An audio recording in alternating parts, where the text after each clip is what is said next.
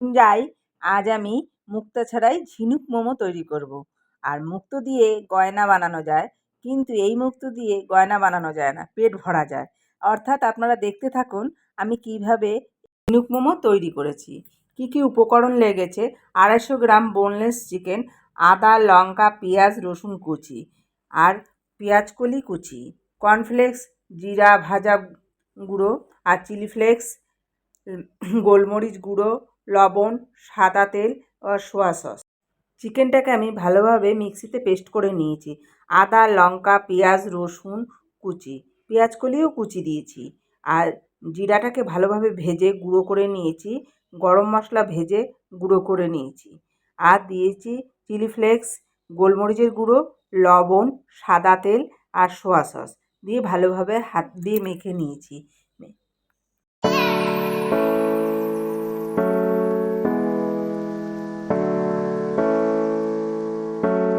আমি মাংসের সাথে সব উপকরণগুলো দিয়ে মেখে নিয়েছি।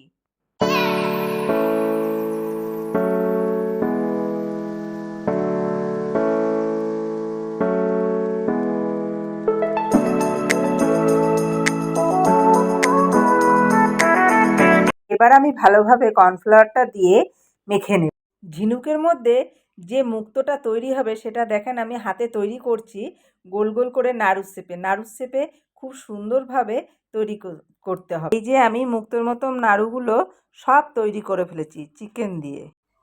মুক্তোটা যে থাকবে তার জন্য ঝিনুকের প্রয়োজন। সেই ঝিনুক তৈরি করার জন্য আমি কড়াইতে জল আর লবণ নিয়ে নিয়েছি।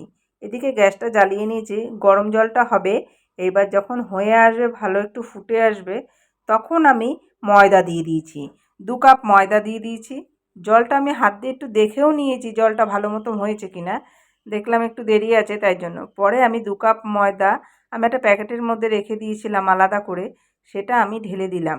এবার আস্তে আস্তে করে আমি ওটাকে খুন্তি দিয়ে নেড়ে কাইটাকে আমি তৈরি করে নিচ্ছি।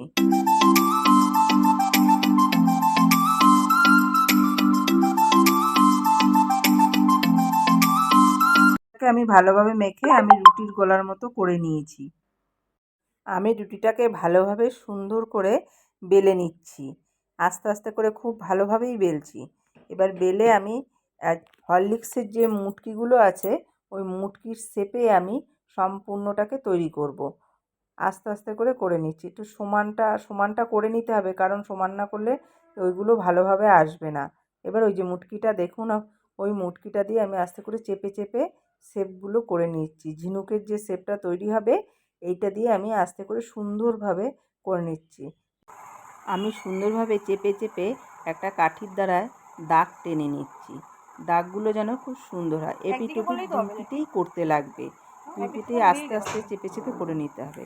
এরপর আমি হাত দিয়ে আস্তে আস্তে করে ঝিনুকটা শেপটা তৈরি করে ফেলছি। দেখেন ঝিনুকটা তৈরি করছি খুব সুন্দরভাবে। এইভাবে 2 হাত দিয়ে এবার চেপে চেপে চেপে চেপে নিতে হবে। 2 পাশটা একটু এরকমভাবে করে নিলে সেটা খুব সুন্দর হয়, যাতে মুক্তোটা ঢোকানো যায়, মুক্তোটা সুন্দরভাবে যাতে বসে, সেই জন্য এটাকে একটু গোল আকৃতি করে নিতে হবে। এই যে সুন্দর, এবার মুক্তোটাকে আমি ঢুকিয়ে দিলাম ভেতরে।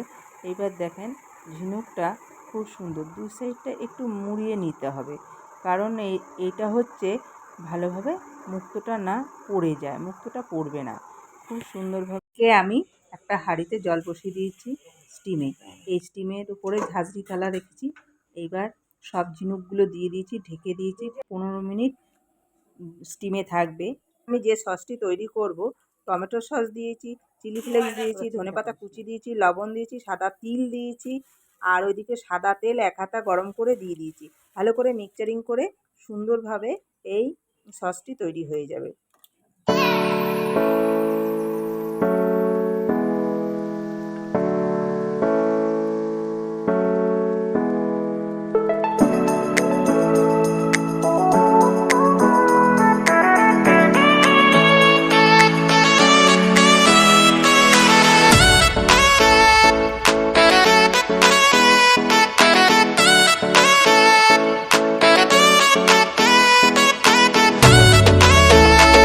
হয়ে গেছে আমার সুস্বাদু ঝিনুক মোমো আর সস।